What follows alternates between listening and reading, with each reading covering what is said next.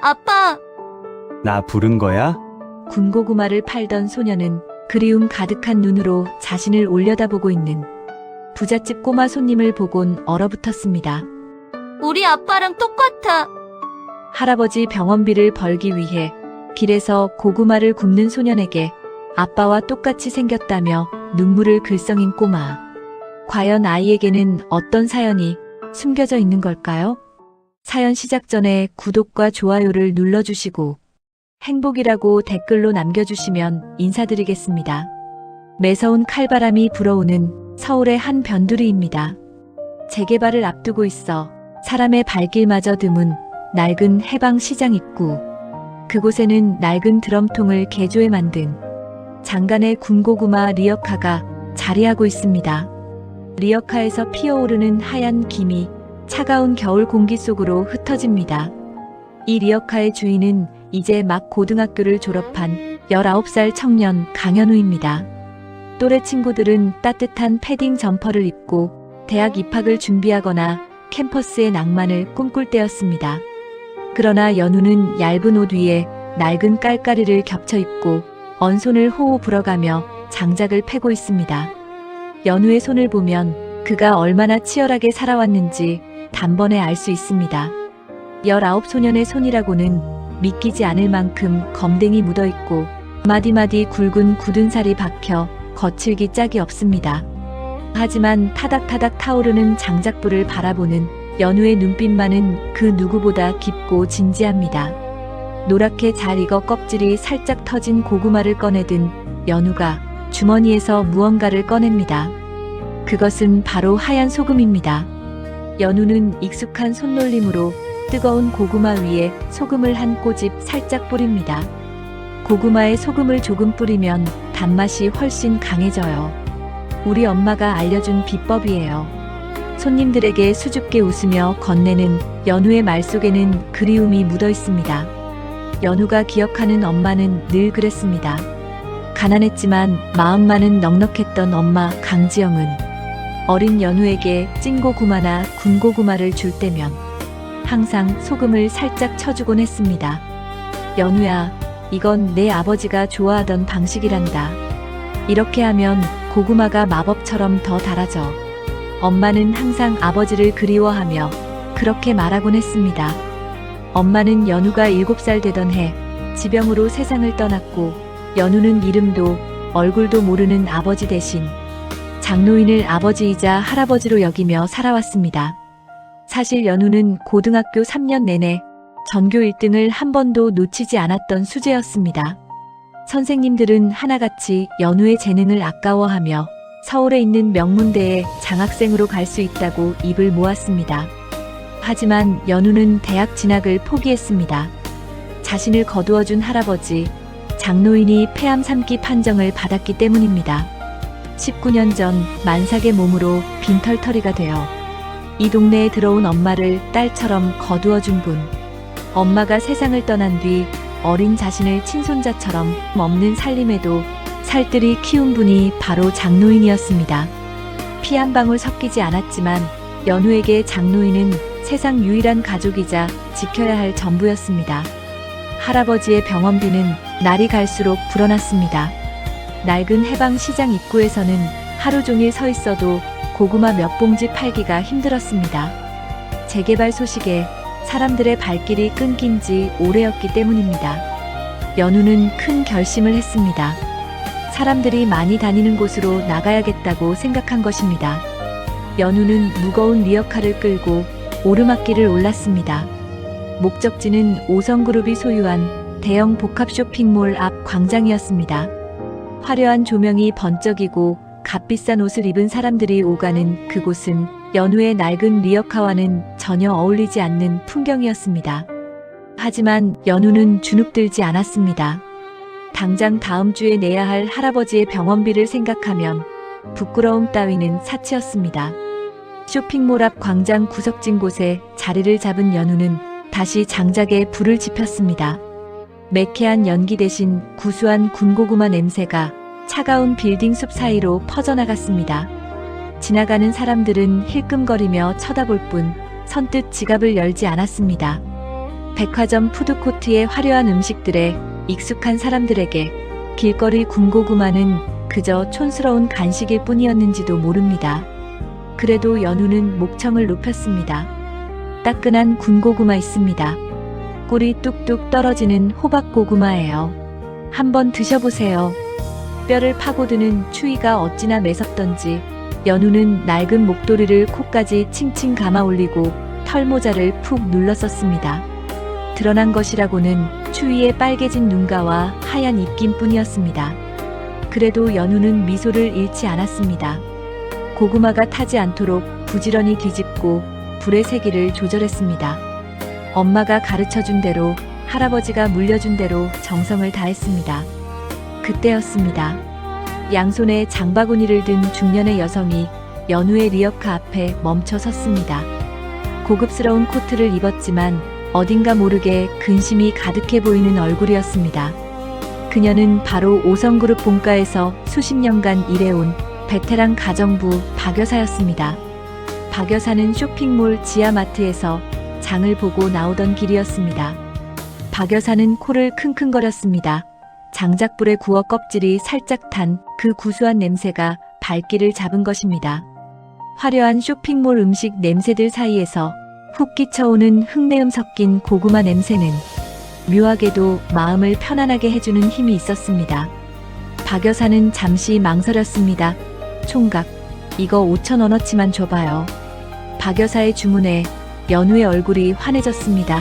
네, 어머니. 제일 잘 익은 놈으로 골라드릴게요. 연우는 목장갑을 낀 손으로 뜨거운 고구마 통을 열었습니다. 확 끼쳐오는 열기와 함께 달콤한 냄새가 더욱 진동했습니다. 연우는 노랗게 속이 익어 꿀물이 배어나온 고구마들을 골라 종이봉투에 담았습니다.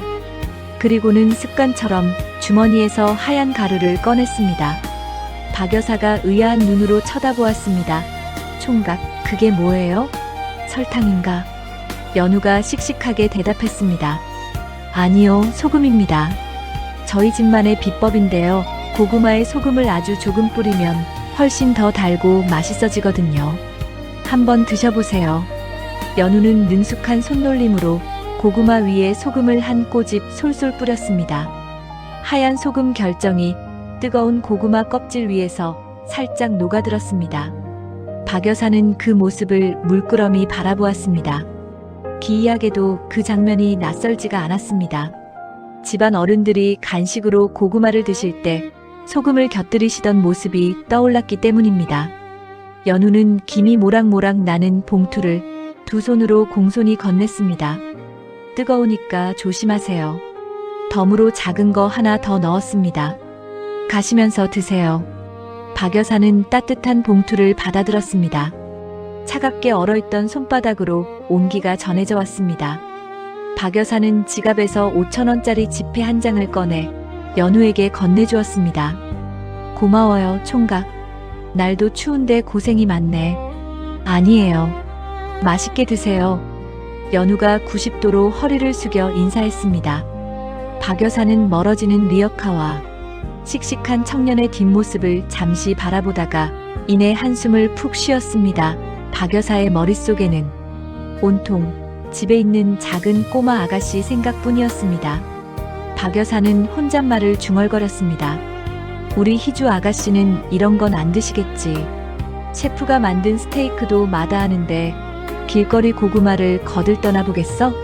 박 여사의 걱정은 깊었습니다. 오성그룹 민태석 회장의 하나뿐인 손녀 민희주. 7살 어린아이가 6개월 전 아빠를 잃은 충격으로 식음을 전폐하고 있었기 때문입니다. 영양실조로 쓰러지기 일보 직전인 손녀를 보며 피가 마르는 건 민 회장뿐만이 아니었습니다. 희주를 갓난아기 때부터 업어 키운 박 여사에게도 희주는 친손녀나 다름없는 존재였습니다. 박 여사는 품에 안은 고구마 봉투를 내려다보았습니다. 혹시나 하는 마음, 지푸라기라도 잡고 싶은 심정이었습니다. 화려하고 기름진 음식 냄새만 맡으면 헛구역질을 하는 아이이니 차라리 이런 투박하고 구수한 냄새라면 괜찮지 않을까 하는 막연한 기대감이었습니다. 하지만 기대보다는 걱정이 앞섰습니다. 재벌가에서 나고 자란 아이가 그것도 입맛이 까다롭기로 소문난 희주가 위생도 장담할 수 없는 길거리 음식을 먹을 리 만무해 보였기 때문입니다. 박 여사는 다시 한번 한숨을 내쉬며 대기하고 있던 검은색 승용차에 올랐습니다. 차가운 바람이 부는 쇼핑몰 광장. 연우는 박 여사가 떠난 자리를 보며 다시 옷깃을 여몄습니다. 오늘 게시 손님이었습니다. 5,000원. 이 돈이면 할아버지가 드시고 싶다던 따뜻한 죽 한 그릇을 사드릴 수 있을 것입니다. 연우는 다시 장작을 집어들었습니다. 불티가 밤하늘로 날아올랐습니다. 연우의 붉어진 볼 위로 땀방울이 흘러내렸습니다. 아가씨가 이걸 드시려나. 차 안에서 박 여사는 고구마 봉투를 무릎 위에 올려놓고 근심 어린 표정으로 중얼거렸습니다. 꽉 닫힌 차창 너머로 멀어지는 연우의 리어카가 희미하게 보였습니다. 검은 세단은 미끄러지듯 쇼핑몰을 빠져나가 5성그룹 본가가 있는 성북동 언덕길을 향해 달리기 시작했습니다. 검은색 세단이 미끄러지듯 들어선 곳은 서울 성북동의 으리으리한 저택이었습니다. 높은 담벼락이 성처럼 둘러쳐진 이곳은 대한민국 재계 서열 5위 5성그룹 민태석 회장의 본가입니다. 화려한 정원수와 조각상들이 즐비했지만 집안의 감도는 공기는 차갑고 무거웠습니다. 마치 시간이 멈춘 듯 정막만이 감도는 이 거대한 저택의 2층. 가장 안쪽 방에는 링거 바늘을 꽂은 채 힘없이 누워있는 작은 소녀가 있었습니다. 바로 민 회장의 하나뿐인 손녀, 7살 민희주였습니다. 침대 위에 누워있는 아이는 7살이라고는 믿기지 않을 만큼 앙상했습니다. 핏기 하나 없는 창백한 얼굴, 뼈마디가 도드라진 가느다란 손목은 보는 사람의 가슴을 저미게 만들었습니다. 희주의 곁에는 근심 가득한 얼굴의 민태석 회장이 앉아 있었습니다. 대한민국 경제를 쥐락펴락하는 그였지만 지금 이 순간만큼은 아픈 손녀 앞에서 아무것도 할 수 없는 무력한 할아버지일 뿐이었습니다. 희주야, 제발 한 숟가락만이라도 뜨자. 응, 할아비 소원이다. 민 회장의 애원에도 희주는 힘없이 고개를 돌릴 뿐이었습니다. 굳게 닫힌 입술은 열릴 기미가 보이지 않았습니다. 희주에게 불행이 닥친 건 3년 전 엄마를 병으로 잃으면서부터였습니다. 어린 나이에 엄마의 부재를 겪은 희주에게 아빠 민서주는 세상의 전부이자 유일한 우주였습니다. 아빠는 엄마의 빈자리를 채우기 위해 2배, 3배로 희주를 사랑했습니다. 하지만 하늘도 무심하시지 6개월 전 불의의 교통사고로 아빠마저 세상을 떠나고 말았습니다. 세상에 홀로 남겨졌다는 공포와 그리움 때문이었을까요? 활달하고 잘 웃던 희주는 그날 이후 말문을 닫고 음식을 거부했습니다. 병원에서는 마음의 충격으로 인한 거식증이라고 했습니다. 국내 내로라 하는 소학과 명의들을 다 불러 모으고 특급 호텔 셰프들이 산해진미를 차려놓아도 소용없었습니다. 음식 냄새만 맡으면 헛구역질을 하거나 억지로 먹여도 이내 개워내기 일쑤였습니다. 말라가는 손녀를 보며 민 회장의 속은 까맣게 타들어갔습니다. 아내를 떠나보내고 며느리를 잃고 금쪽 같은 아들마저 잃은 그에게 희주는 목숨보다 귀한 마지막 핏줄이었기 때문입니다. 그때였습니다. 방문이 조심스럽게 열리며 가정부 박 여사가 들어왔습니다. 그녀의 품에는 조금 전 쇼핑몰 광장에서 사온 낡은 종이봉투가 소중하게 안겨 있었습니다. 박 여사는 잠시 문 앞에서 망설였습니다. 회장님께 보고도 없이 길거리 음식을, 그것도 위생이 검증되지 않은 군고구마를 아가씨에게 먹여도 될지 걱정이 앞섰기 때문입니다. 하지만 지금은 찬밥 더운 밥 가릴 때가 아니었습니다. 지푸라기라도 잡는 심정으로 박 여사는 침대 곁으로 다가갔습니다. 회장님, 저 희주 아가씨 간식을 좀 사왔는데요. 민 회장은 힘없는 눈으로 박 여사를 쳐다보았습니다. 또 실패할 것이 뻔했기에 기대조차 하지 않는 눈치였습니다. 박 여사, 또 헛수고하는 거 아닌가 모르겠네. 셰프가 만든 죽도 마다하는 아이가 뭘 먹겠나. 그래도 냄새가 참 구수해서요. 혹시나 해서 사와봤습니다. 박 여사는 떨리는 손으로 품에 안고 있던 봉투를 열었습니다. 그러자 훅 하고 구수한 냄새가 퍼져나갔습니다. 소독약 냄새와 차가운 공기만 가득하던 병실 같은 방 안에 흙내음 섞인 따뜻하고 달콤한 군고구마 향기가 스며들기 시작했습니다. 그 순간이었습니다. 창밖만 멍하니 바라보고 있던 희주의 코끝이 미세하게 움직였습니다. 닫혀있던 아이의 눈꺼풀이 파르르 떨리더니 천천히 박 여사의 손을 향해 고개를 돌렸습니다. 희주의 눈동자가 흔들리고 있었습니다. 이 냄새는 희주의 기억 깊은 곳에 잠들어 있던 가장 행복했던 순간을 깨워냈습니다. 찬 바람이 쌩쌩 불던 겨울 저녁이면 퇴근길 현관문을 열고 들어오던 아빠의 모습이 떠올랐습니다. 아빠의 코트에서는 언제나 차가운 겨울바람 냄새와 함께 따끈하고 구수한 냄새가 났습니다. 우리 공주님, 아빠 왔다. 아빠가 우리 공주님 주려고 맛있는 거 사왔지. 아빠는 품속에서 김이 모락모락 나는 군고구마 봉투를 꺼내곤 했습니다. 그리고는 희주를 무릎에 앉히고 투박한 손으로 뜨거운 고구마 껍질을 호호 불어가며 까주었습니다. 희주야, 아빠가 마법을 보여줄까? 자, 이걸 뿌리면 고구마가 훨씬 더 달콤해진단다. 아빠는 주머니에서 주섬주섬 하얀 종이에 쌓인 소금을 꺼내 노란 고구마 속살 위에 솔솔 뿌려주었습니다. 어린 희주는 짭짤한 소금과 달콤한 고구마가 입안에서 섞이며 만들어내는 그 환상적인 맛을 잊을 수가 없었습니다. 그것은 단순한 고구마 맛이 아니었습니다. 세상에서 가장 안전하고 따뜻한 아빠의 품, 그 사랑의 맛이었습니다. 박 여사는 희주의 반응을 놓치지 않았습니다. 서둘러 봉투에서 가장 잘 익은 군고구마 하나를 꺼냈습니다. 그리고 연우가 했던 것처럼 껍질을 살살 벗겨냈습니다. 노란 황금빛 속살에 소금이 녹아들어 있었습니다. 아가씨, 이것 좀 보세요. 꿀이 뚝뚝 떨어져요. 냄새 한번 맡아보실래요? 박 여사가 조심스럽게 고구마를 희주의 입가로 가져갔습니다. 민 회장도 숨을 죽이고 그 모습을 지켜보았습니다. 침을 꼴깍 삼키는 소리가 들릴 만큼 긴장된 순간이었습니다. 희주는 홀린 듯 입을 벌렸습니다. 반년 만에 처음으로 아이가 스스로 음식을 받아들이려는 순간이었습니다. 희주는 조그마한 입으로 고구마를 한 입 베어 물었습니다. 우물우물. 정막 속에 아이가 음식을 씹는 소리만이 작게 울려 퍼졌습니다. 고구마의 부드러운 식감과 꿀처럼 흐르는 단맛, 그리고 그 끝에 혀를 자극하는 짭조름한 소금 맛이 희주의 입안 가득 퍼졌습니다. 그 맛은 6개월 전 아빠가 마지막으로 사다 주었던 바로 그 맛과 똑같았습니다. 희주의 큰 눈망울에 왈칵 눈물이 고였습니다. 그러고는 이내 뺨을 타고 주르륵 흘러내렸습니다. 맛있다. 희주의 입에서 아주 작지만 분명한 목소리가 흘러나왔습니다. 맛있어요. 아빠가 주던 맛이랑 똑같아요. 그 한마디에 방 안의 공기가 일순간 멈춘 듯 했습니다. 민 회장의 눈시울이 붉게 달아올랐습니다.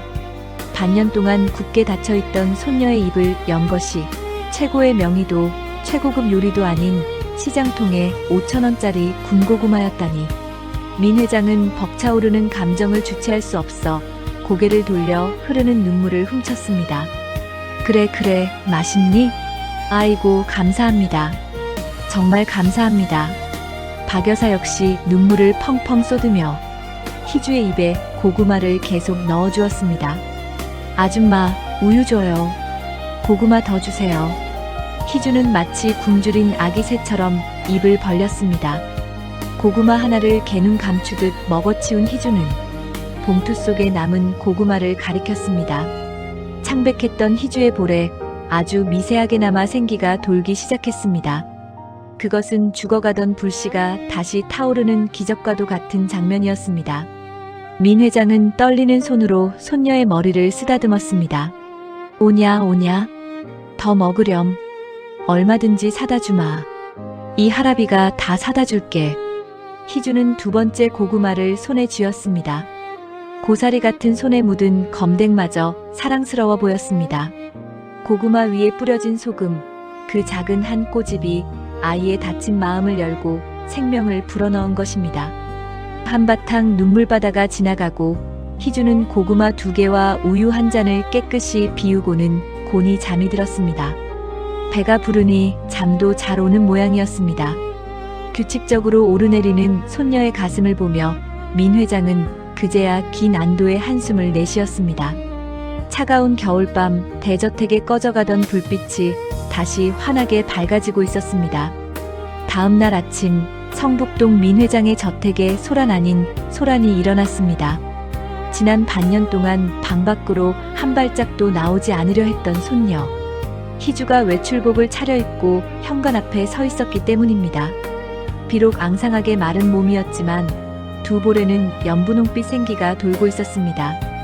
무엇보다 텅 비어있던 눈동자에 무언가를 향한 간절한 의지가 깃들어 있었습니다. 희주야, 정말 괜찮겠니? 날이 많이 춥단다. 박여사더러 사오라고 해도 되는데.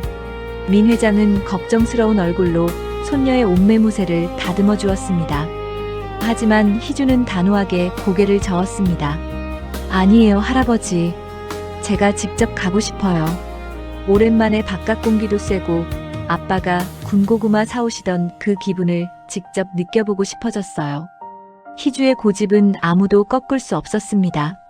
그것은 단순한 투정이 아니라 사무치게 그리운 아빠의 흔적을 찾고 싶은 아이의 본능이었습니다. 결국 민 회장은 든든한 경호원과 박여사를 대동시켜 희주의 외출을 허락했습니다. 검은색 세단은 어제 박여사가 다녀왔던 쇼핑몰 광장을 향해 부드럽게 미끄러져 나갔습니다. 차가운 바람이 쌩쌩 부는 쇼핑몰 광장, 그 구석진 자리에 연우의 낡은 리어카가 있었습니다. 연우는 오늘도 두꺼운 목도리를 칭칭 감고 털모자를 푹 눌러 쓴 채 묵묵히 장작을 패고 있었습니다. 타닥타닥 타오르는 장작불 소리와 함께 구수한 군고구마 냄새가 차가운 공기를 타고 퍼져나갔습니다. 차에서 내린 희주는 박여사의 손을 꼭 잡고 리어카를 향해 한 걸음 한 걸음 다가갔습니다. 가까워질수록 심장이 콩닥콩닥 뛰었습니다. 어제 먹었던 고구마에서 났던 그 냄새, 아빠의 코트에서 나던 흙내음과 탄내가 섞인 익숙한 향기가 점점 짙어졌기 때문입니다. 총각, 어제 그 고구마 좀 줘요. 박여사의 목소리에 연우가 고개를 들었습니다. 아, 어제 오셨던 어머니시네요. 오늘도 오셨어요? 잠깐만 기다리세요. 제일 맛있는 놈으로 골라드릴게요. 연우는 씩씩하게 대답하며 장작불 앞에서 일어섰습니다. 그리고는 땀을 닦으려 털모자와 목도리를 잠시 벗었습니다. 찬바람에 흐트러진 검은 머리카락, 땀방울이 송골송골 맺힌 이마, 그리고 하얀 입김을 내뿜으며 환하게 웃는 얼굴이 드러났습니다. 그 순간이었습니다. 박여사의 뒤에 숨어 빼꼼히 리어카를 바라보던 희주의 눈이 휘둥그레졌습니다. 희주는 숨쉬는 것조차 잊은 채 연우의 얼굴을 뚫어지게 바라보았습니다. 시간이 멈춘 것 같았습니다.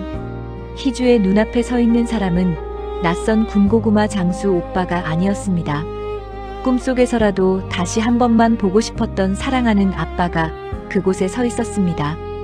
웃을 때 반달처럼 휘어지는 눈매, 왼쪽 볼에 깊게 패는 보조개, 그리고 다정하게 자신을 바라보던 그 따뜻한 눈빛까지 모든 것이 아빠와 너무나 똑같았습니다. 희주의 작은 손이 파르르 떨렸습니다. 꾹 참고 있던 그리움이 본물 터지듯 터져나왔습니다. 희주는 박여사의 손을 뿌리치고 리어카 앞으로 다가갔습니다. 그리고는 떨리는 손을 뻗어 연우의 낡은 옷자락을 꽉 움켜쥐었습니다. 아, 아빠. 작고 가느다란 목소리였습니다. 연우는 갑작스러운 아이의 등장에 놀라 눈을 동그랗게 떴습니다. 명품 코트를 입은 창백하고 예쁜 꼬마 아가씨가 눈물이 그렁그렁한 눈으로 자신을 올려다보고 있었습니다. 응? 꼬마야, 고구마 먹고 싶니? 연우는 아이의 눈높이에 맞춰 무릎을 굽히고 앉았습니다. 그러자 희주의 눈에서 참았던 눈물이 툭 하고 떨어졌습니다. 우리 아빠랑 똑같아. 희주의 말에 연우는 잠시 멍해졌습니다. 처음 보는 아이가 자신을 보며 아빠를 찾고 있었습니다. 하지만 연우는 당황하지 않았습니다. 아이의 눈빛이 너무나 간절하고 슬퍼 보였기 때문입니다. 연우는 부드럽게 웃으며 아이의 눈물을 닦아주었습니다. 그래, 오빠가 아빠랑 닮았어? 그럼 아빠가 되게 잘생기셨나 보다. 연우의 농담에 희주는 울음을 터뜨리는 대신 씩씩하게 고개를 끄덕였습니다. 네, 우리 아빠는 세상에서 제일 잘생겼어요. 그리고 세상에서 제일 따뜻해요. 오빠 손도 아빠처럼 따뜻해요. 희주는 연우의 거친 손을 자신의 두 손으로 감쌌습니다. 차가운 겨울바람 속에서도 연우의 손은 화로처럼 따뜻했습니다. 그것은 단순히 불을 쬐어서 생긴 온기가 아니었습니다. 누군가를 위로하고 안아줄 줄 아는 사람만이 가질 수 있는 마음의 온도였습니다. 그날부터 기묘한 인연이 시작되었습니다. 희주는 매일같이 유치원 대신 연우의 리어카로 출근 도장을 찍었습니다. 춥다고 말려도 소용없었습니다. 희주에게는 따뜻한 온돌방보다 찬바람 부는 리어카 옆 낡은 의자가 훨씬 더 편안하고 행복한 장소였습니다. 연우 역시 매일 찾아오는 꼬마 손님이 싫지 않았습니다. 아니, 오히려 기다려졌습니다. 부모 없이 자란 자신의 어린 시절, 늘 외롭고 쓸쓸했던 7살의 연우가 희주에게 겹쳐 보였기 때문입니다. 연우는 장사를 하다가도 짬이 나면 희주를 챙겼습니다. 자, 뜨거우니까 호 불어서 먹어야 해. 천천히. 연우는 갓 구운 고구마의 껍질을 정성스럽게 까서 희주의 작은 손에 쥐어주었습니다. 물론 소금을 한 꼬집 뿌려주는 것도 잊지 않았습니다. 오빠, 이거 진짜 맛있다. 아빠가 준 거랑 똑같아.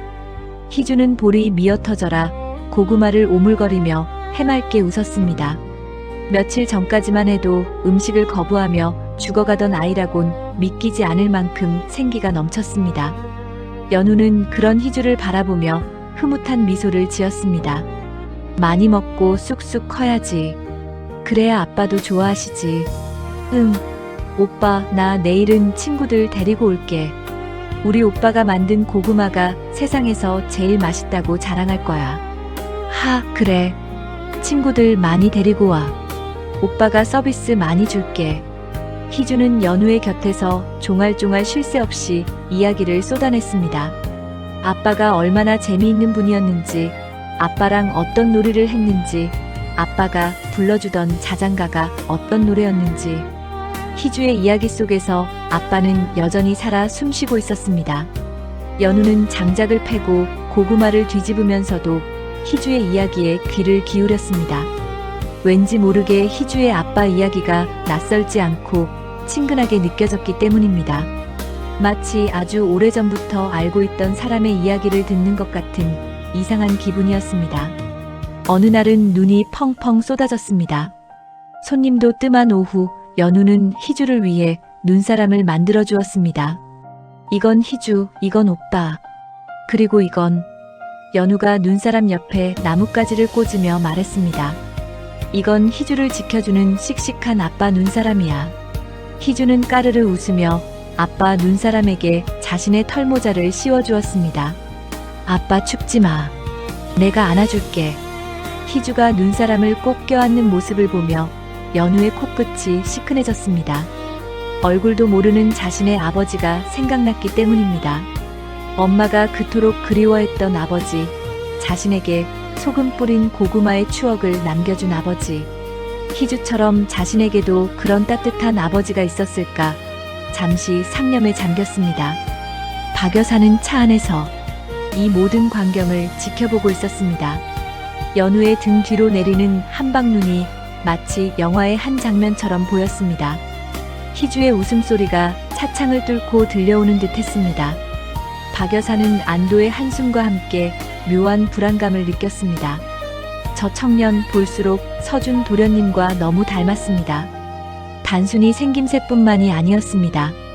아이를 바라보는 눈빛, 다정한 말투, 심지어 무심코 머리를 쓸어 넘기는 사소한 버릇까지 판박이었습니다. 세상에 저런 우연이 있을 수 있나? 차가운 겨울바람 속에서도 연우의 리어카 주변은 훈훈한 온기로 가득했습니다. 민태석 회장의 저택에 다시 봄날의 햇살 같은 온기가 감돌기 시작했습니다. 6개월 내내 무겁게 내려앉았던 정막을 깨고 식당에서 달그락거리는 그릇소리와 아이의 웃음소리가 들려왔기 때문입니다. 6개월 전 아빠를 잃은 충격으로 식음을 전폐했던 손녀 희주가 기적처럼 기력을 되찾고 있었습니다. 앙상하게 말랐던 볼에는 옅은 홍조가 피어올랐고 퀭하던 눈동자에는 다시 총기가 서렸습니다.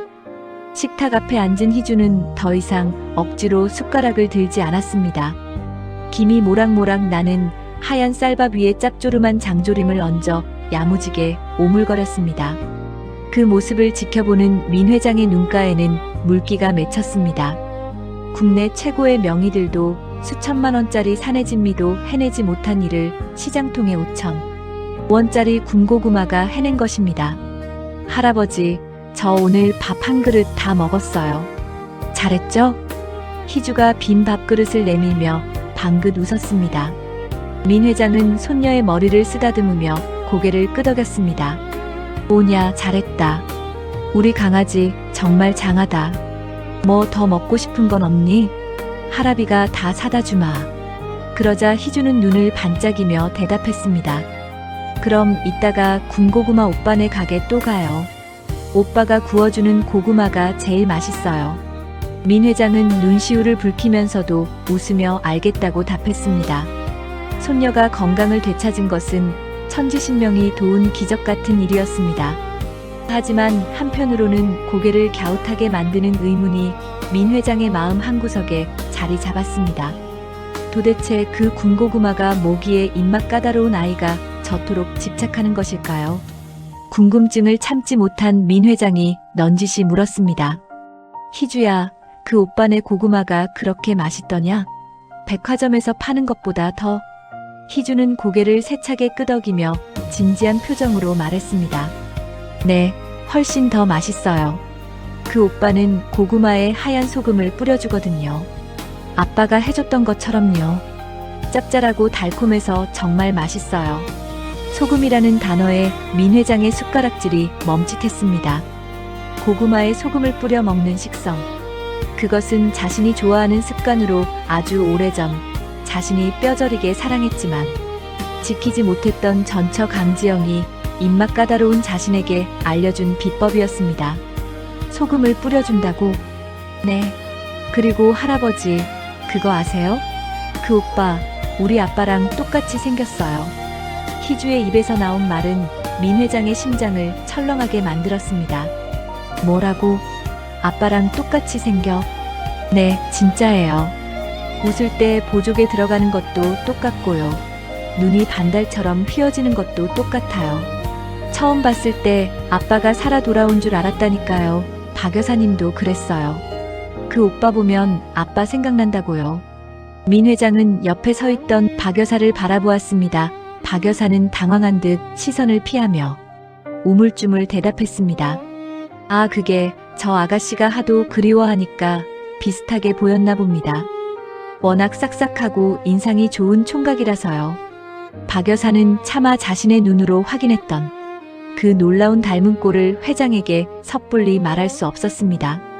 괜한 말을 했다가 회장의 심기를 건드릴까 두려웠기 때문입니다. 하지만 민 회장의 눈빛은 이미 깊게 가라앉아 있었습니다. 식사를 마친 민 회장은 서재로 들어와 창가에 섰습니다. 창밖에는 앙상한 겨울 나뭇가지들이 바람에 흔들리고 있었습니다. 희주의 말이 귓가에서 떠나지 않았습니다. 아빠랑 똑같이 생겼어요. 고구마에 소금을 뿌려줘요. 단순한 우연이라고 치부하기에는 찜찜한 구석이 너무나 많았습니다. 죽은 아들 서준이도 어린 시절 엄마를 따라 고구마에 소금을 뿌려 먹는 것을 좋아했습니다. 그 식성은 습관처럼 이어져 손녀 희주에게까지 닿았습니다. 그런데 생면부지의 군고구마 장수 총각이 똑같은 방식으로 고구마를 굽고 심지어 죽은 아들과 닮았다니요. 민 회장은 책상 위에 놓인 액자를 집어들었습니다. 액자 속에는 35년 전 가난했지만 누구보다 맑고 따뜻했던 아내 강지영과 함께 찍은 사진이 들어있었습니다. 그리고 그 옆에는 6개월 전 세상을 떠난 아들 서준의 독사진이 놓여 있었습니다. 지영아. 민 회장은 사진 속 아내의 얼굴을 어루만지며 나직이 중얼거렸습니다. 20년 전 혹독한 시집살이를 견디다 못해 말라가던 아내를 제 손으로 놓아주어야 했던 날이 떠올랐습니다. 그때 아내는 핏기 없는 얼굴로 민 회장을 바라보며 말했었습니다. 당신 건강해야 해요. 서준이 잘 부탁해요. 피눈물을 머금고 사랑하는 남편과 자식을 두고 떠나야 했던 아내. 그게 마지막이었습니다. 이혼 후 아내의 소식을 수소문해 보았지만 그녀는 마치 연기처럼 세상에서 사라져버렸습니다. 가슴 한구석에서 알 수 없는 불안감과 기대감이 동시에 피어올랐습니다. 민 회장은 더 이상 앉아서 고민만 하고 있을 수 없었습니다. 직접 눈으로 확인해야 했습니다. 그 청년이 정말 제 아들을 닮았는지, 그 소금 뿌린 고구마가 정말 아내의 손맛을 닮았는지 말입니다. 김 기사, 차 대기시켜. 민 회장의 목소리에는 비장함마저 감돌았습니다. 오후가 되자 민 회장을 태운 검은색 세단이 5성그룹 소유의 복합 쇼핑몰 광장으로 향했습니다. 평소 같으면 임원들의 보고를 받으며 바쁘게 움직였을 시간이지만 오늘 민 회장의 온 신경은 오로지 광장 구석의 낡은 리어카에 쏠려 있었습니다. 차창 밖으로 보이는 쇼핑몰 광장은 칼바람이 불어 쌀쌀했습니다. 하지만 그 추위 속에서도 유독 한 곳, 군고구마 리어카 주변만은 사람들로 북적이고 있었습니다. 희주가 입소문을 낸 덕분인지 아니면 청년의 성실함 때문인지 손님들이 줄을 서 있었습니다. 민 회장은 차를 멀찌감치 세우라고 지시했습니다. 그리고 차창을 아주 조금 내리고 리어카 쪽을 주시했습니다. 낡은 점퍼를 입고 털모자를 푹 눌러 쓴 청년이 부지런히 움직이고 있었습니다. 연기와 김에 가려 얼굴이 잘 보이지 않았습니다. 저 아이인가? 민 회장은 침을 꼴깍 삼켰습니다. 그때였습니다. 손님이 다가오자 청년이 고구마 통을 열었습니다. 그리고 주머니에서 무언가를 꺼내 고구마 위에 솔솔 뿌렸습니다. 하얀 가루, 소금이었습니다. 그 손동작, 소금을 엄지와 검지로 집어 손목 스냅을 이용해 살짝 흩뿌리는 그 동작은 민 회장이 수백 번, 수천 번도 더 보았던 익숙한 몸짓이었습니다. 바로 전처 강지영이 부엌에서 나무를 묻히거나 고구마를 구울 때 하던 버릇과 똑같았습니다. 민 회장의 손이 저절로 떨려왔습니다. 잠시 후 손님이 가고 한산해지자 청년은 땀이 찼는지 쓰고 있던 털모자와 목도리를 벗었습니다. 찬바람에 헝클어진 머리카락을 쓸어 넘기며 청년이 고개를 들었습니다.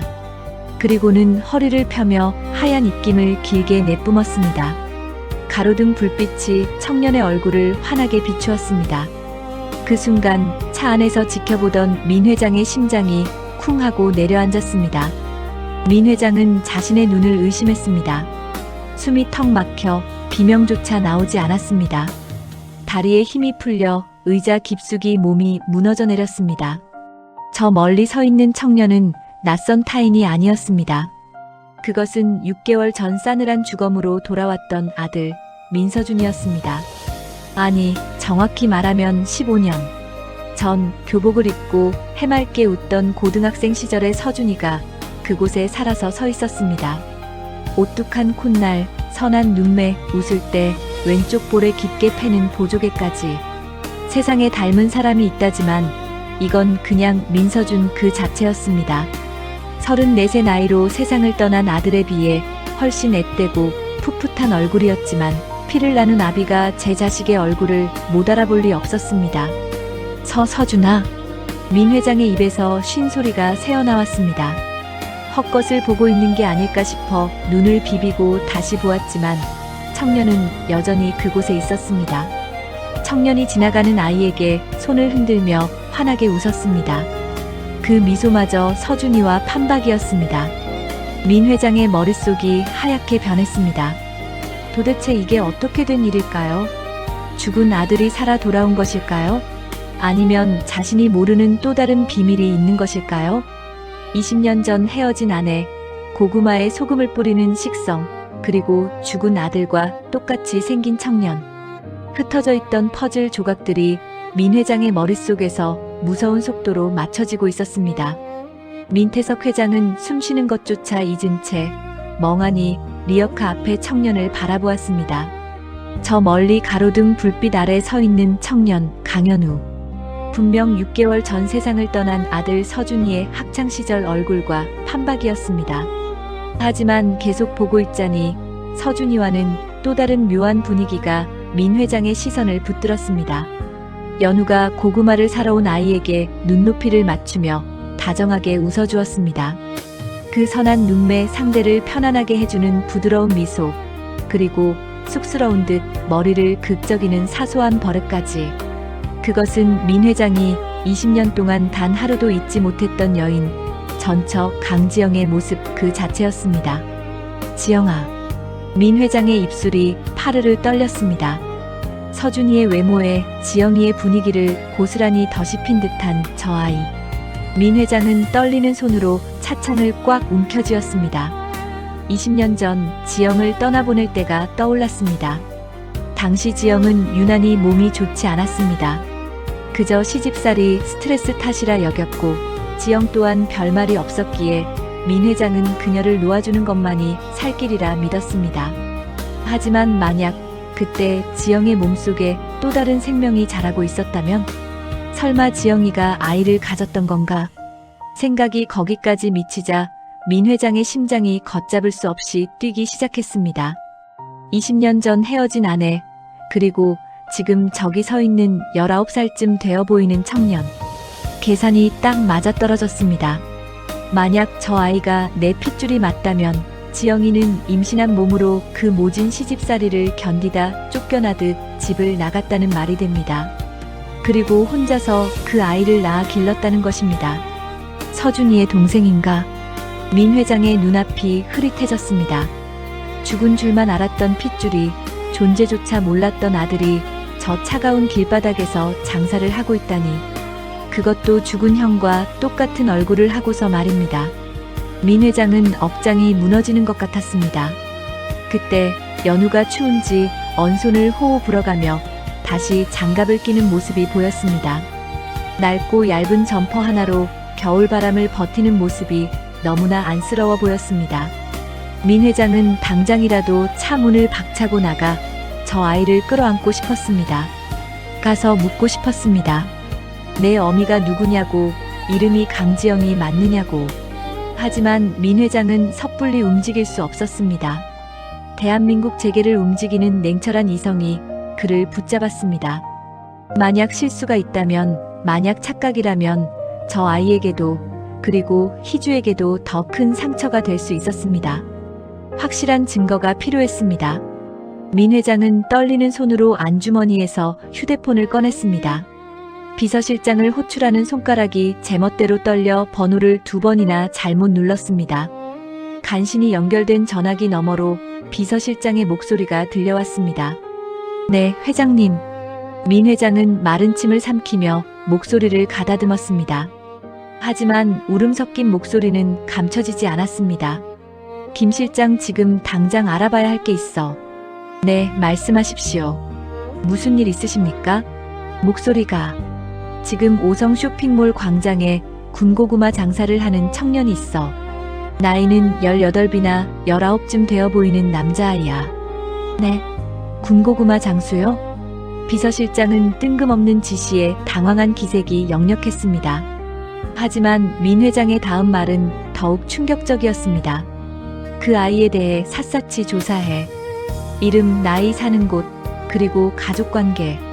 민 회장은 잠시 말을 멈추었습니다. 심장이 터질 것 같아 호흡을 고르기 힘들었습니다. 특히 그 아이 어머니가 누구인지, 지금 어디에서 뭐하고 있는지 하나도 빠짐없이 지금 당장 알아내서 보고해. 내일 아침까지다. 아니, 오늘 밤 안으로 가져와. 알겠습니다, 회장님. 즉시 알아보겠습니다. 전화를 끄는 민 회장은 힘없이 등받이에 기대 앉았습니다. 손에 쥐고 있던 휴대폰이 바닥으로 툭 떨어졌습니다. 차창 밖에는 여전히 연우가 하얀 김을 내뿜으며 고구마를 굽고 있었습니다. 저렇게 해맑게 웃고 있는 아이가 내 아들일지도 모른다는 사실이 민 회장의 가슴을 거대한 파도처럼 덮쳤습니다. 만약 사실이라면 나는 무슨 짓을 한 것인가? 사랑하는 아내를 임신한 채로 내쫓고 그 아들이 아비 없이 자라게 만들고 이제는 고아가 되어 길거리에서 고생하게 만들었다니. 민 회장은 자신의 무지함과 무심함이 뼈에 사무치도록 원망스러웠습니다. 지영아, 미안하다. 정말 미안하다. 민 회장은 두 손으로 얼굴을 감쌌습니다. 손가락 사이로 뜨거운 눈물이 흘러내렸습니다. 6개월 전 큰아들 서준이를 가슴에 묻었을 때도 이렇게 울지는 않았습니다. 그것은 슬픔을 넘어선 뼈를 깎는 회한의 눈물이었습니다. 그 시각 아무것도 모르는 연우는 손님에게 고구마를 건네며 씩씩하게 인사하고 있었습니다. 맛있게 드세요. 소금 찍어 드시는 거 잊지 마시고요. 연우의 그 밝은 목소리가 차 안에 있는 민 회장의 귀에는 비수처럼 날아와 꽂혔습니다. 아내를 닮은 다정함, 아들을 닮은 얼굴. 저 아이는 온몸으로 자신이 민태석의 핏줄임을 외치고 있었습니다. 민 회장은 젖은 눈으로 김 기사를 불렀습니다. 김 기사, 그만 가자. 네, 회장님. 댁으로 모시겠습니다. 차가 천천히 출발했습니다. 멀어지는 연우의 모습을 백미러로 끝까지 쫓던 민 회장은 눈을 질끈 감았습니다. 오늘 밤은 길고도 고통스러운 밤이 될 것 같았습니다. 민 회장은 한숨도 이루지 못했습니다. 서재에 불을 켠 채 오로지 비서실장의 연락만을 기다렸습니다. 째깍거리는 시계 초침 소리가 마치 그의 심장을 두드리는 것 같았습니다. 새벽 1시가 넘어서야 비서실장이 누런 서류 봉투 하나를 들고 서재로 들어왔습니다. 늦은 시간까지 급하게 조사를 하느라 뛰어다녔는지 비서실장의 이마에는 땀이 송골송골 맺혀 있었습니다.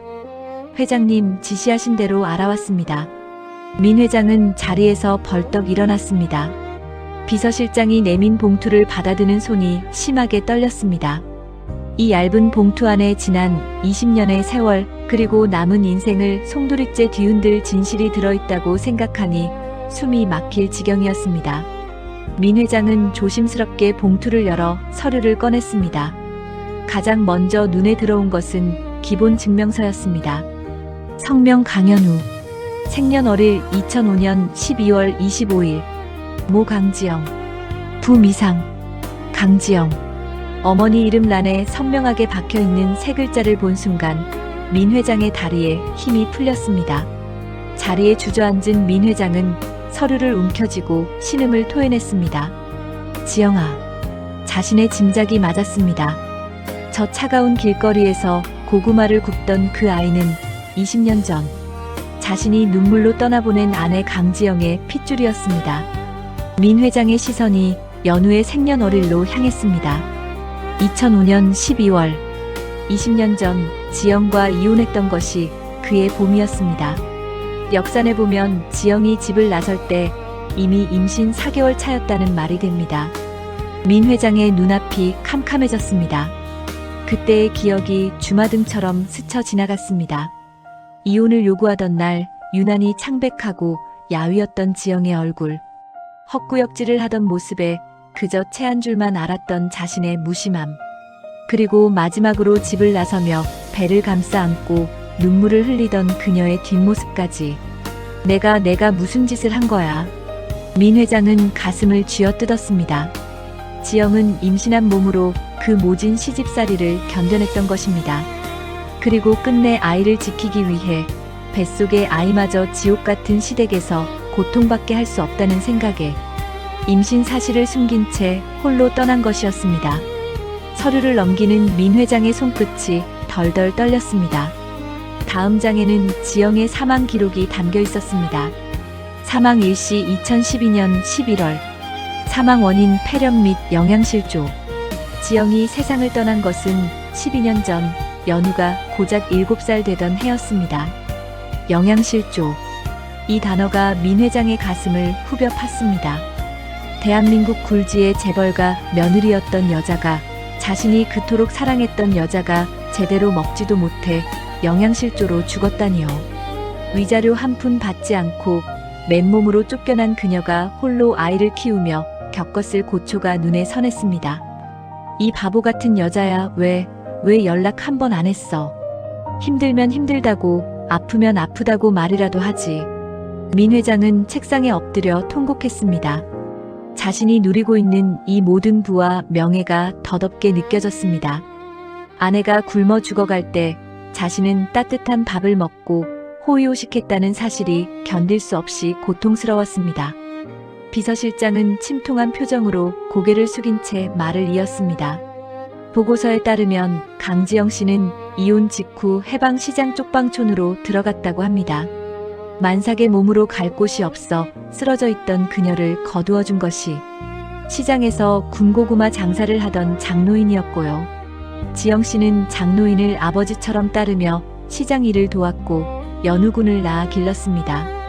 하지만 지병이 악화되어 일찍 세상을 떠났고 그 후로는 장노인이 연우군을 친손자처럼 키웠다고 합니다. 민 회장은 눈물을 닦으며 고개를 들었습니다. 그 아이 연우는 지금 어떻게 살고 있나? 현재 장노인과 함께 살고 있는데 장노인이 얼마 전 폐암 3기 판정을 받았습니다. 병원비가 없어. 연우군이 대학 진학을 포기하고 군고구마 장사를 시작한 것으로 파악됩니다. 고등학교 성적은 3년 내내 전교 1등을 놓치지 않을 만큼 우수했지만 형편 때문에 대학을 포기해 민 회장은 다시 한번 무너져 내렸습니다.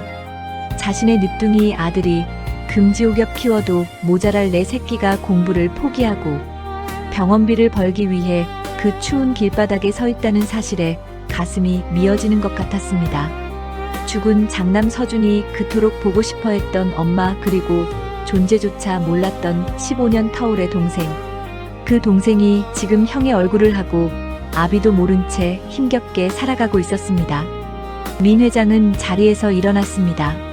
더 이상 지체할 수 없었습니다. 당장이라도 달려가 그 아이를 안아주고 싶었습니다. 따뜻한 밥 한 끼 먹이고 이제는 아비가 있으니 걱정 말라고 다독여주고 싶었습니다. 김 실장, 당장 차 대기시켜. 그 아이한테 가야겠어. 회장님, 지금은 너무 늦었습니다. 새벽 3시가 넘었습니다. 연우군도 자고 있을 시간입니다. 상관없어. 가서 문이라도 두드려야겠어. 내 새끼가 저런 꼴로 살고 있는데 내가 어떻게 두 다리 뻗고 자겠나. 민 회장은 고함을 쳤습니다. 평생을 냉철한 이성으로 살아온 그였지만 지금은 그저 자식을 잃어버렸다 찾은 못난 아비일 뿐이었습니다. 하지만 비서실장의 간곡한 만류에 민 회장은 간신히 마음을 추스렸습니다. 지금 무작정 찾아가서 내가 내 아비다라고 한들 아이가 받을 충격과 혼란은 얼마나 클까요? 19년 동안 한 번도 찾지 않다가 이제야 나타난 아비를 원망하지는 않을까요? 민 회장은 두려움이 앞섰습니다.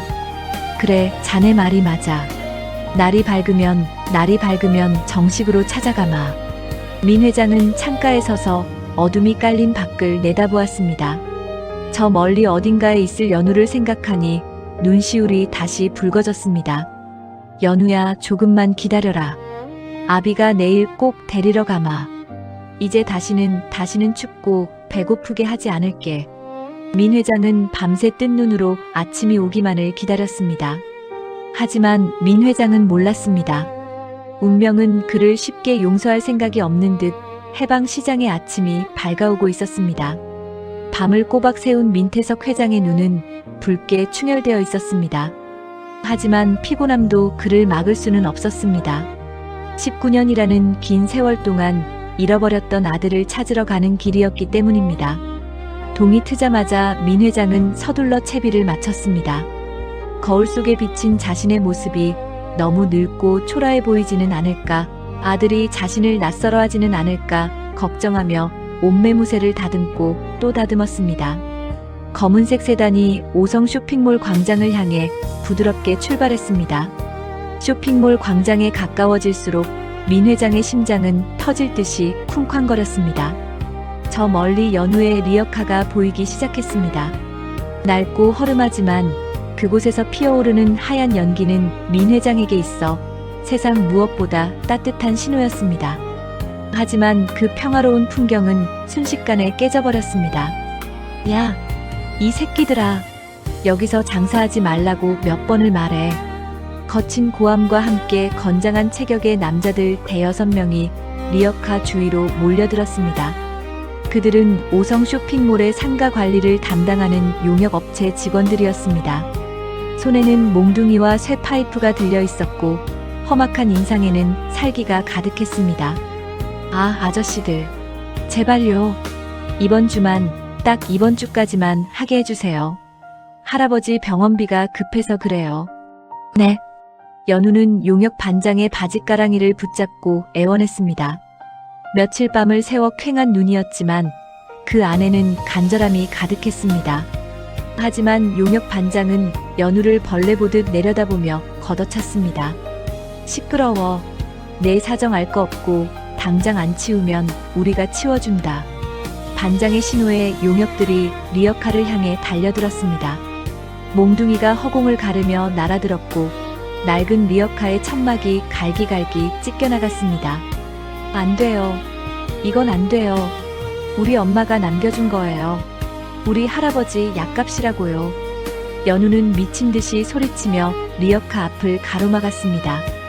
이 리어카는 단순한 장사 도구가 아니었습니다. 엄마의 손때가 묻어있는 유일한 유품이자 죽어가는 할아버지를 살릴 수 있는 마지막 희망이었습니다. 연우는 온몸으로 리어카를 감싸 안았습니다. 쏟아지는 매질을 등으로 받아내며 버텼습니다. 이 독한 새끼가 비키라니까. 용역 하나가 연우의 어깨를 거칠게 잡아채 내동댕이 쳤습니다. 연우는 힘없이 바닥으로 나뒹굴었습니다. 그리고 그 순간 와장창 하는 굉음과 함께 리어카가 옆으로 쓰러졌습니다. 시뻘건 불이 붙은 장작들이 사방으로 튀었고 뜨거운 고구마들이 흙바닥에 지시겨졌습니다. 연우가 그토록 아끼던 소금통도 깨져 하얀 소금이 더러운 흙탕물 위로 흩뿌려졌습니다. 안 돼. 내 고구마. 내 리어카. 연우는 다친 상처들도 잊은 채 기어가 깨진 소금통을 주워 담으려 했습니다. 손등은 이미 깨진 항아리 조각에 긁혀 피투성이었지만 고통조차 느껴지지 않았습니다. 치워. 싹 다 밀어버려. 용역 반장의 무자비한 명령에 포크레인이 굉음을 내며 다가왔습니다. 거대한 기계팔이 쓰러진 리어카를 집어삼키려 하고 있었습니다. 연우는 더 이상 물러설 곳이 없었습니다. 바로 그때였습니다. 오빠, 안 돼. 어디선가 찢어지는 듯한 아이의 비명소리가 들려왔습니다. 차에서 내린 희주였습니다. 민 회장과 함께 오고 싶다고 졸라 동행했던 희주가 아수라장이 된 현장을 보고 뛰쳐나간 것이었습니다.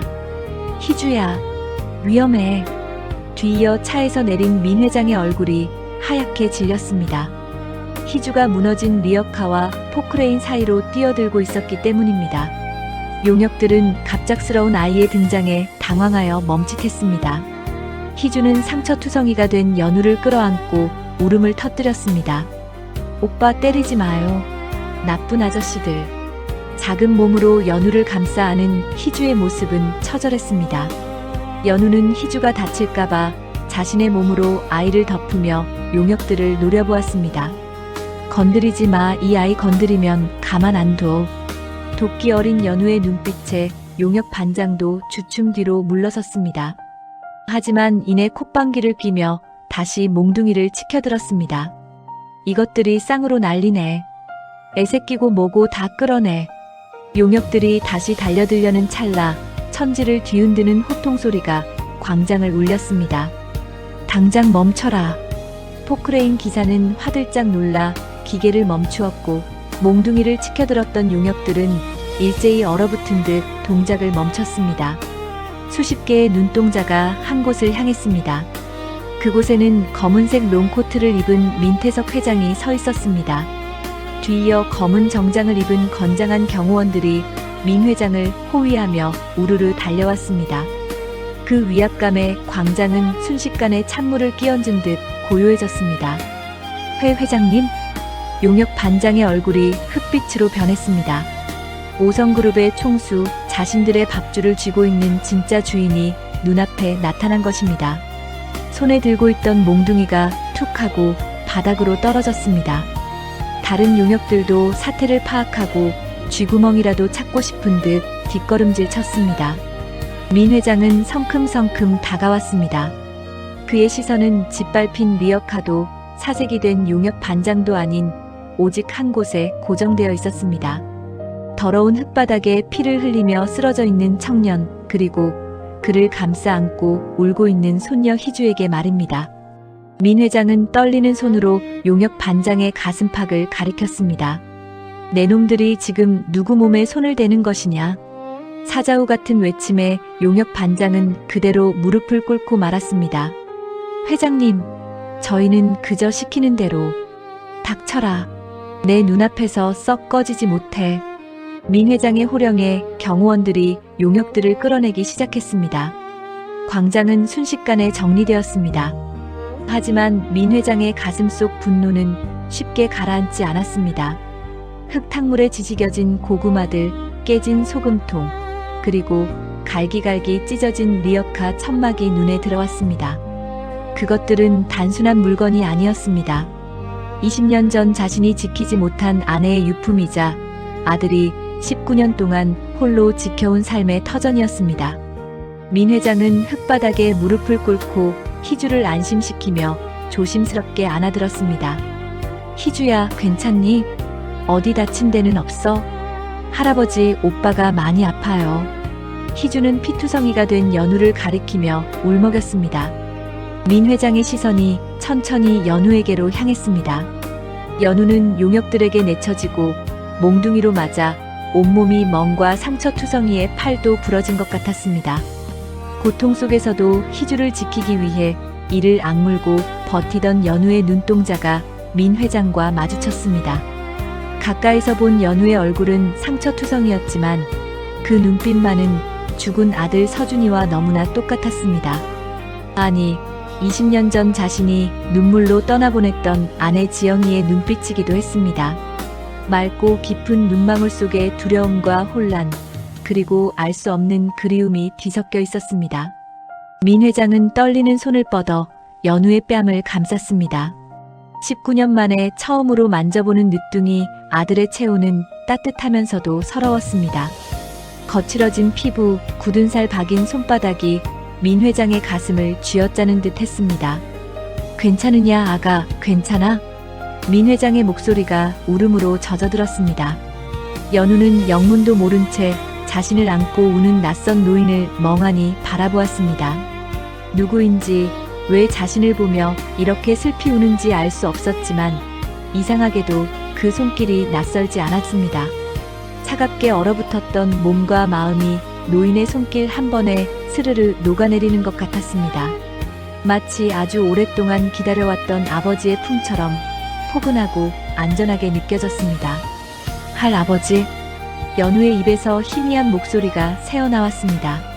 민 회장이 희주의 할아버지라는 것을 알고 있었기에 나온 호칭이었지만 민 회장에게는 그 말이 아버지로 들렸습니다.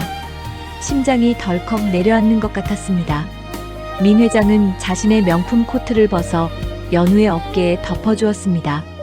그리고 품에서 하얀 손수건을 꺼내 연우의 이마에 흐르는 피를 조심스럽게 닦아주었습니다. 닦아도 붉은 피가 계속 배어나와 손수건을 적셨습니다. 손끝에서 전해지는 아들의 고통이 자신의 심장을 찌르는 듯 했습니다. 미안하다, 내가 늦었다. 정말 미안하다. 민 회장의 눈에서 뜨거운 눈물이 뚝뚝 떨어져 연우의 볼을 적셨습니다. 연우는 당황했습니다. 대한민국 최고의 재벌 회장이 왜 자신 같은 고구마 장수에게 사과를 하는 걸까요? 왜 이토록 서럽게 우는 걸까요? 주변에 있던 경호원들과 수행원들도 숨을 죽이고 이 기막힌 광경을 지켜보았습니다.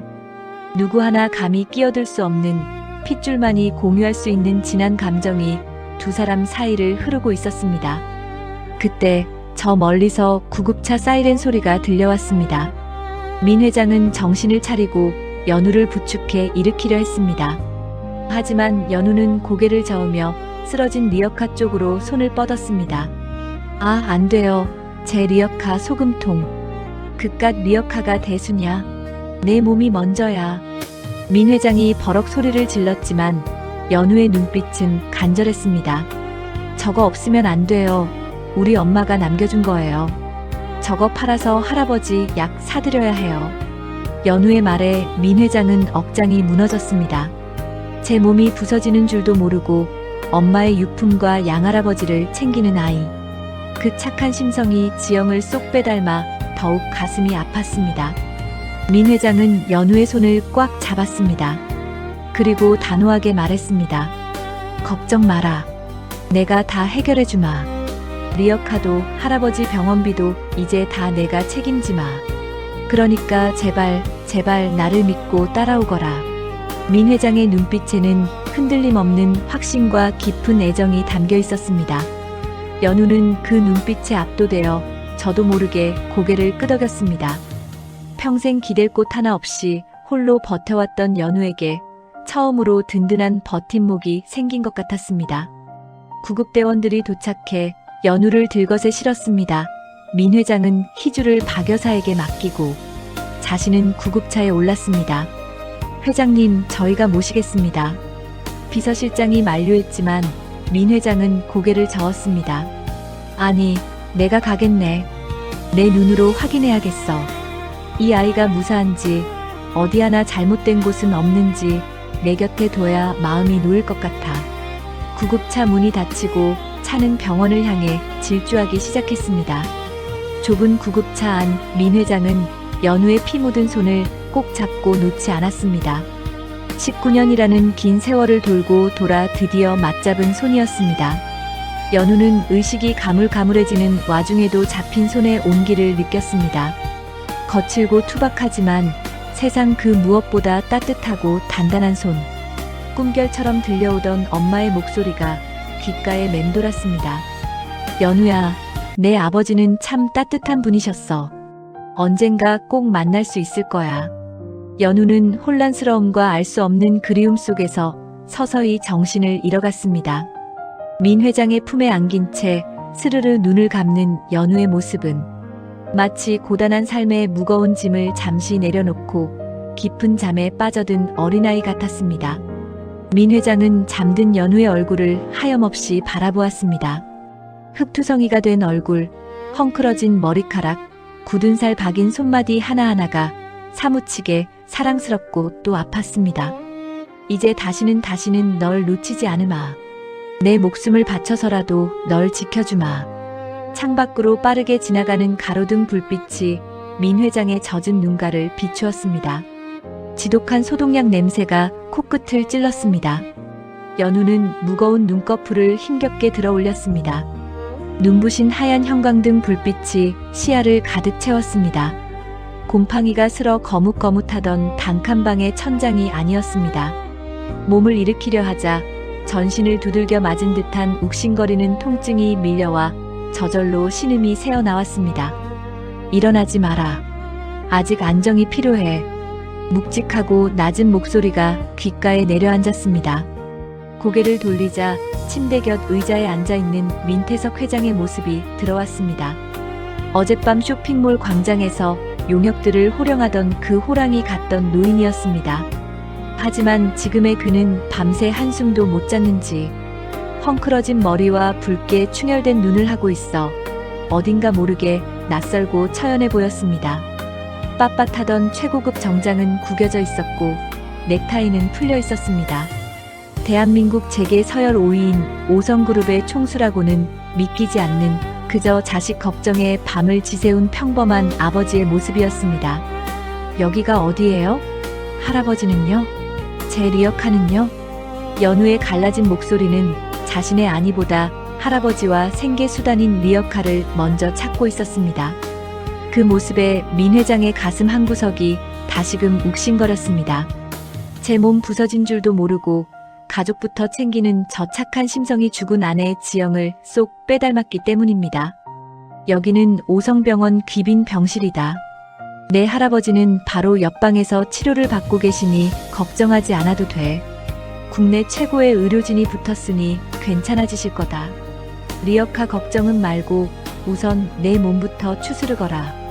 연우는 그제야 안도의 한숨을 내쉬었습니다. 하지만 이내 의문이 고개를 들었습니다. 왜 이토록 높으신 분이 자신 같은 길거리 장사꾼에게 과분한 친절을 베푸는 것일까요? 어젯밤 자신을 안고 서럽게 울던 그 모습이 꿈만 같았습니다. 회장님께서 왜 저한테 이렇게까지 해주시는 거예요? 고구마 값은 제가 나중에 몸으로 떼어서라도 꼭 갚겠습니다. 민 회장은 아무 말 없이 연우를 바라보았습니다. 그 깊은 눈망울 속에 담긴 슬픔과 애정이 연우를 당혹게 했습니다. 민 회장은 떨리는 손으로 양복 안주머니에서 꼬깃꼬깃해진 하얀 서류 봉투 하나를 꺼냈습니다. 바로 어젯밤 비서실장이 가져왔던 유전자 검사 결과지였습니다. 이걸 한번 보겠니? 연우는 조심스럽게 봉투를 받아들었습니다. 종이를 꺼내자 복잡한 의학 용어들이 가득했습니다. 하지만 맨 마지막 줄, 굵은 글씨로 인쇄된 문구만은 선명하게 눈에 박혔습니다. 검사 대상 민태석, 강연우. 친자관계 성립 확률 99.99%. 연우의 눈동자가 심하게 흔들렸습니다. 종이를 쥔 손끝이 하얗게 질릴 정도로 떨려왔습니다.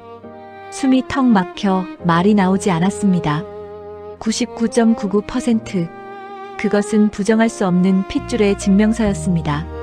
이게 무슨... 내가 내 아비다. 민 회장의 입에서 터져나온 고백은 병실의 정적을 무겁게 깼습니다. 연우는 믿을 수 없다는 듯 민 회장을 쳐다보았습니다. 평생 얼굴도 이름도 모른 채 살아왔던 아버지, 엄마가 밤마다 먼 산을 바라보며 그리워했던 그 사람이 바로 눈앞에 있는 이분이라니요. 19년 전 내 엄마와 헤어질 때 네가 뱃속에 있는 줄 몰랐어. 내 엄마가 나를 위해 그리고 너를 위해 임신 사실을 숨기고 떠났거든. 내가 조금만 더 살폈더라면, 시집살이에 말라가던 내 엄마를 조금만 더 지켰더라면 그렇게 허망하게 보내지 않았을 텐데. 민 회장은 침대 모서리를 짚고 오열했습니다. 미안하다 연우야. 내 형 서준이를 6개월 전에 사고로 잃고 하늘이 나를 벌한다고 생각했어. 지영이도 못 지키고 자식까지 앞세운 죄인이라 여겼다. 그런데 이렇게 너를 다시 만나게 해주시다니 이건 기적이야. 죽은 내 형이, 내 엄마가 너를 나에게 보내준 거야. 연우의 눈에서도 굵은 눈물방울이 뚝뚝 떨어져 환자복을 적셨습니다. 엄마가 돌아가시기 전 밤마다 찐 고구마를 까주며 들려주었던 아버지 이야기들이 스쳐 지나갔습니다. 내 아버지는 참 따뜻한 분이셨어. 고구마에 소금을 뿌려 드시는 걸 좋아하셨단다. 언젠가 너도 아버지를 꼭 만날 수 있을 거야.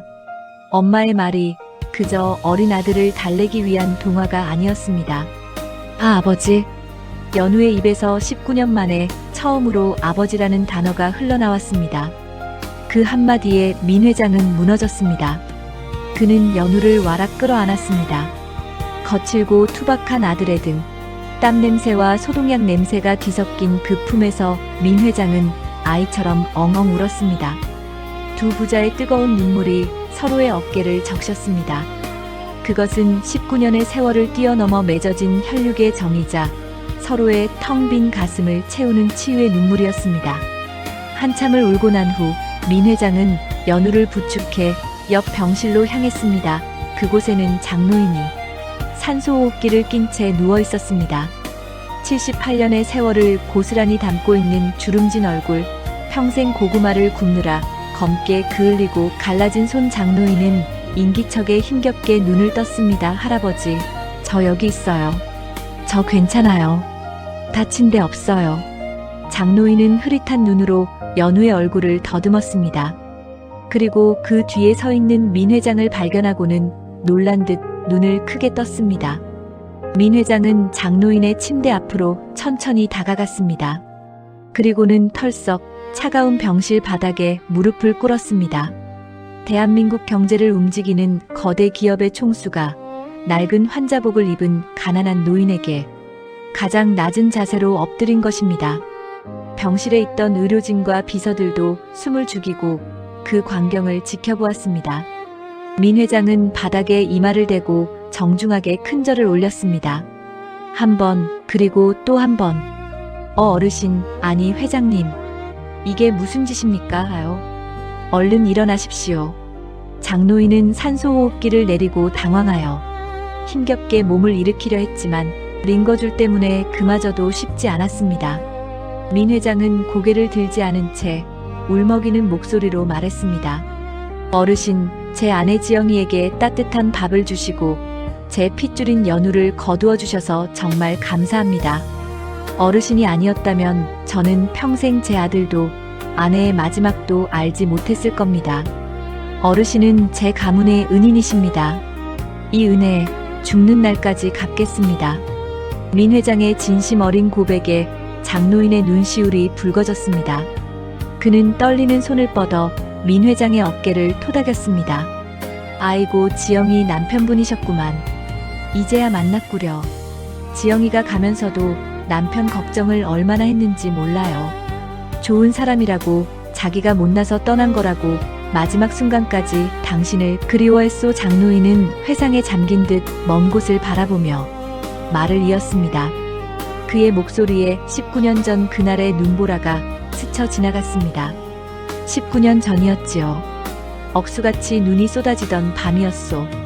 가게 문을 닫으려는데 리어카 옆에 웬 만삭의 임산부가 쓰러져 있는 게 아니겠소. 업고 내 단칸방으로 데려와서 아랫목에 뉘었는데 몸이 얼음장 같더구만요. 정신을 차리고 나서도 미안해서 어쩔 줄을 몰라 하길래 따뜻한 국밥 한 그릇 말아줬더니 눈물을 뚝뚝 흘리며 먹더이다. 장노인은 연우를 바라보며 엷은 미소를 지었습니다. 나도 일찍 자식 잃고 마누라 보내고 혼자 살던 처지라 지영이가 딸 같고 연우가 손자 같아서 그냥 식구처럼 살았소. 지영이 그 착한 것이 내 병수발 든다고 고생만 하다가 일찍 갔지. 내가 못나서 가난해서 따뜻한 고기 반찬 한 번 제대로 못해 먹인 게 평생의 한이오. 장노인의 거친 손이 민 회장의 손을 꽉 잡았습니다. 앙상하지만 힘이 들어간 손길이었습니다. 이제라도 연우 아비가 나타나서 다행이오. 내 이제 죽어도 여한이 없어. 우리 연우 정말 착하고 바른 놈이요. 전교 1등 놓친 적 없고 효성이 지극해서 동네 사람들이 다 칭찬하는 아이요. 부디 우리 연우 눈에 눈물 나지 않게 잘 거둬주시오. 내 부탁은 그것뿐이요. 염려 마십시오, 어르신. 연우는 제 목숨보다 귀하게 여기겠습니다. 그리고 이제 어르신도 제가 모시겠습니다. 최고의 의료진이 치료해 드릴 겁니다. 부디 건강만 하십시오. 연우 효도도 받으셔야지요. 민 회장은 장노인의 손을 두 손으로 감싸쥐고 약속했습니다. 그것은 재벌 회장으로서의 약속이 아니라 은인을 향한 인간 민태석의 맹세였습니다. 그날 오후 장노인의 병실은 5성병원 최고급 특별병동 중에서도 가장 좋은 특실로 옮겨졌습니다. 평생 좁은 단칸방에서 연탄가스를 마시며 살았던 장노인이 호텔보다 더 좋은 병실 침대에 눕게 된 것입니다. 창밖으로는 한강이 내려다 보이고 전담 간호사들이 수시로 상태를 확인했습니다. 연우는 깨끗한 환자복을 입고 편안하게 잠든 장노인의 얼굴을 바라보았습니다. 주름진 얼굴이 그 어느 때보다 평온해 보였습니다. 연우는 자신의 손을 내려다보았습니다. 한 손은 19년 만에 찾은 아버지 민 회장이, 다른 한 손은 19년을 키워준 할아버지 장노인이 잡고 있었습니다. 두 개의 아버지, 두 개의 사랑. 차갑고 외로웠던 연우의 세상에 비로소 따뜻한 봄바람이 불어오고 있었습니다. 어느덧 6년이라는 시간이 화살처럼 빠르게 흘러갔습니다. 그 사이 5성그룹과 연우에게는 참으로 많은 변화가 있었습니다.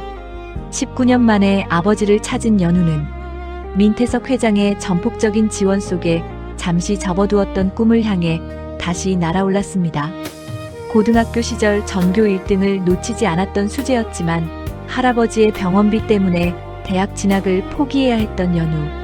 이제는 든든한 아버지라는 울타리 안에서 마음껏 학업에 정진할 수 있게 되었습니다. 연우는 물 만난 고기처럼 대학 생활에 빠져들었습니다.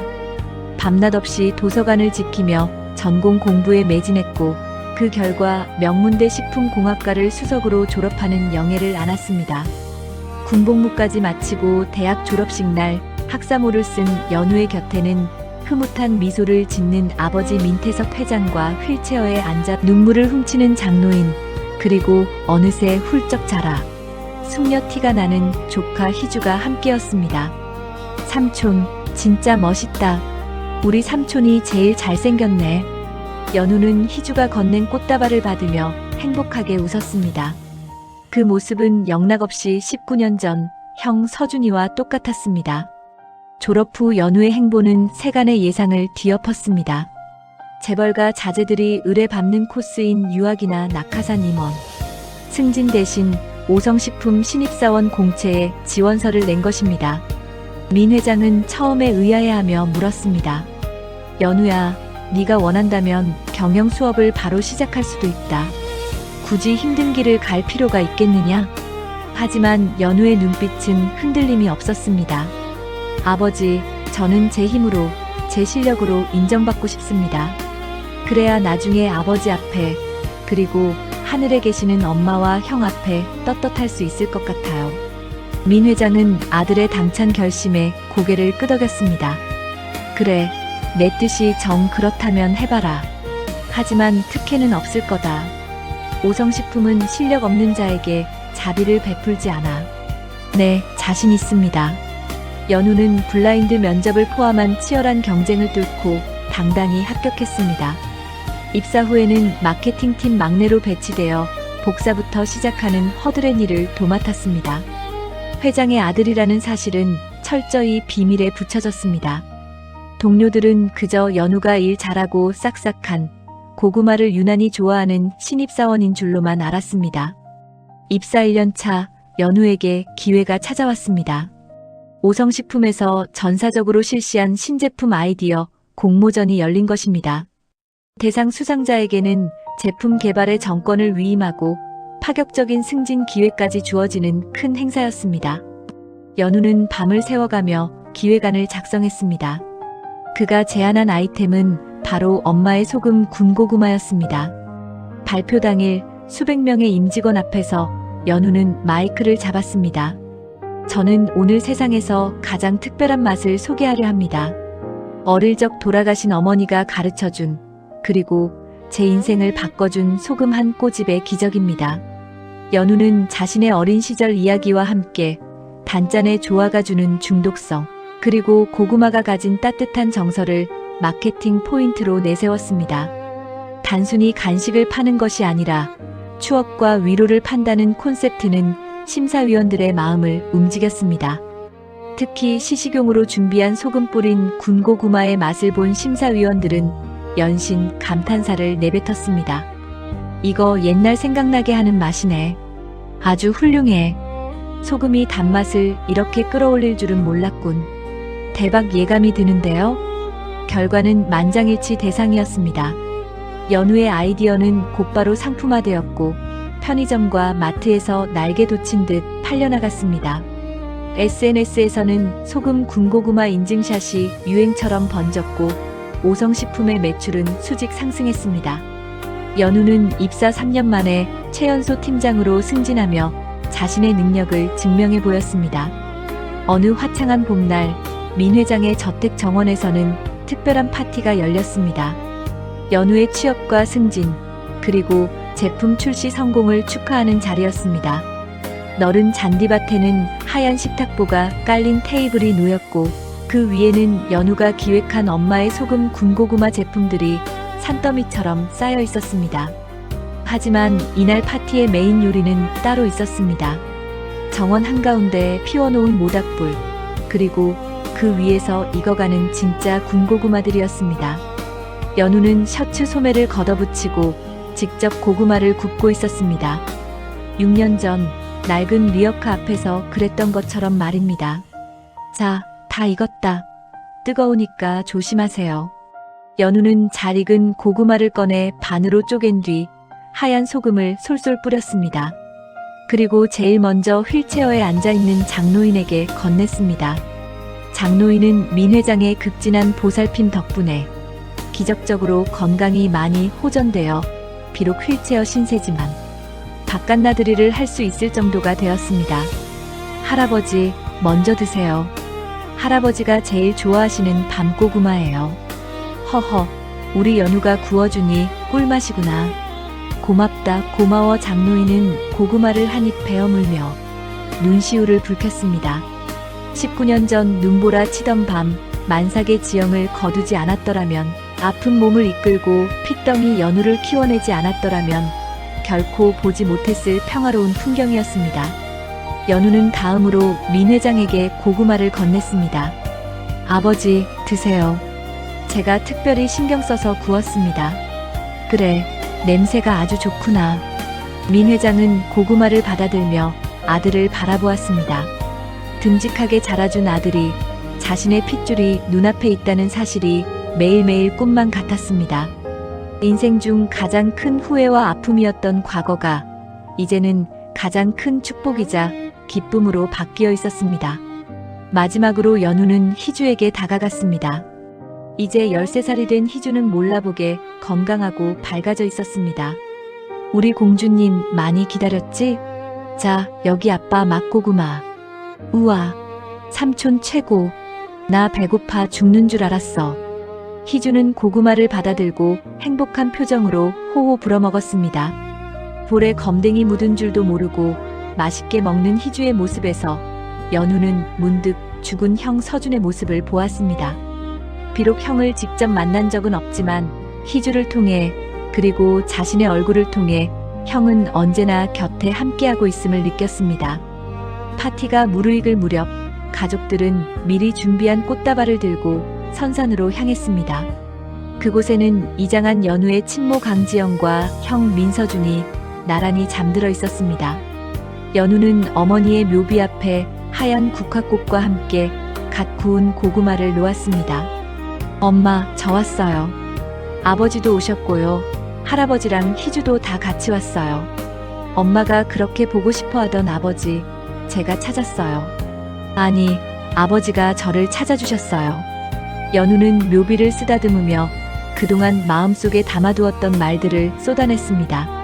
엄마, 저 이제 혼자가 아니에요. 든든한 아버지도 계시고, 저를 키워준 할아버지도 계시고, 귀여운 조카도 있어요. 엄마가 걱정하지 않게, 부끄럽지 않게 정말 열심히 살게요.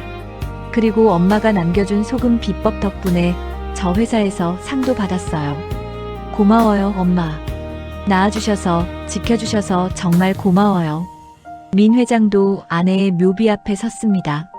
세월의 풍파를 겪은 노인의 눈에서 회한의 눈물이 흘러내렸습니다. 지영아 여보, 너무 늦게 와서 미안하오. 당신이 목숨 걸고 지킨 우리 연우, 내가 남은 생을 바쳐서 지킬게.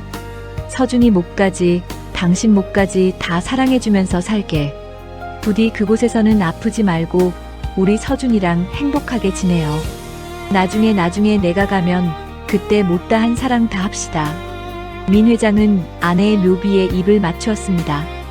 바람에 흔들리는 나뭇가지 소리가 마치 지영이 대답하는 듯 했습니다. 희주는 아빠의 묘비 앞에 자신이 직접 그린 그림을 놓았습니다. 그림 속에는 아빠와 엄마, 할아버지, 할머니 그리고 삼촌 연우가 손을 잡고 활짝 웃고 있었습니다. 아빠, 나 이제 밥도 잘 먹고 키도 많이 컸어. 삼촌이 아빠처럼 고구마도 구워주고 잘 놀아줘. 그러니까 내 걱정은 하지 마. 아빠 사랑해. 희주의 의젓한 말에 가족들은 모두 눈시울을 붉혔지만 입가에는 미소가 걸려 있었습니다. 그것은 슬픔을 넘어선 진정한 치유와 화해의 미소였습니다. 다시 저택으로 돌아온 가족들은 정원에 둘러앉아 밤이 깊도록 이야기를 나누었습니다. 타닥타닥 타오르는 모닥불 소리, 고구마 익는 냄새, 그리고 끊이지 않는 웃음소리가 봄밤의 공기를 따뜻하게 데웠습니다. 아버지, 저 사실 꿈이 하나 더 생겼어요. 연우가 조심스럽게 입을 열었습니다. 뭔데? 말해보거라. 오성 나눔 재단을 만들고 싶어요. 이번에 소금 군고구마가 대박이 난 건 단순히 맛 때문이 아니라 사람들의 마음에 닿았기 때문이라고 생각해요. 저는 식품회사로서 우리가 받은 사랑을, 끼니를 걱정해야 하는 아이들에게 돌려주고 싶습니다. 연우의 눈빛이 장작불보다 더 뜨겁게 빛났습니다. 저처럼 돈이 없어 밥을 굶는 아이들, 희주처럼 마음이 아파 밥을 못 먹는 아이들이 없도록 전국의 결식 아동들과 소외 계층에게 따뜻하고 건강한 도시락을 지원하는 사업을 하고 싶어요. 단순한 기부가 아니라 5성의 기술력으로 최고의 영양식을 만들어 먹이는 거죠. 그게 제가 겪었던 배고픔을 잊지 않고 어머니가 남겨준 사랑을 실천하는 길인 것 같아요. 연우의 성숙하고 깊은 생각에 장노인이 감격하여 박수를 쳤습니다. 허허, 우리 연우가 진짜 어른이 다 되었구나. 내 평생 소원을 네가 대신 이뤄주는 것 같아 가슴이 벅차다. 희주도 눈을 반짝이며 손을 번쩍 들었습니다. 저도요. 저는 나중에 커서 그 재단 홍보대사 할래요. 우리 삼촌이 만드는 도시락이 세상에서 제일 맛있고 건강하다고 소문낼게요. 민 회장은 그런 가족들을 바라보며 세상 그 무엇보다 행복하고 자랑스러운 미소를 지었습니다. 아들의 꿈은 단순히 회사를 키우는 것을 넘어 기업가로서 사회적 책임을 다하겠다는 진정한 노블레스 오블리주의 실현이었습니다. 그래, 정말 멋지고 훌륭한 꿈이구나. 네가 그런 생각을 하고 있었다니. 아비로서 참으로 자랑스럽다. 내 뜻대로 마음껏 펼쳐보거라. 이 아비가 든든한 후원자가 되어주마. 민 회장은 아들의 어깨를 힘주어 잡았습니다. 긴 겨울을 지나 연우와 민 회장 가족에게 비로소 완벽한 봄이 찾아왔습니다. 연우가 구운 고구마에 하얀 김이 모락모락 피어올라 봄밤의 별들을 감쌌습니다. 그 따뜻한 온기가 이 이야기를 듣는 여러분의 마음에도 전해지기를 바랍니다. 춥고 힘든 세상이라지만 서로를 보듬어주는 작은 사랑 하나만 있다면 우리는 언제든 다시 일어설 수 있습니다. 연우의 군고구마처럼 여러분의 인생도 달콤하고 따뜻해지기를 응원합니다.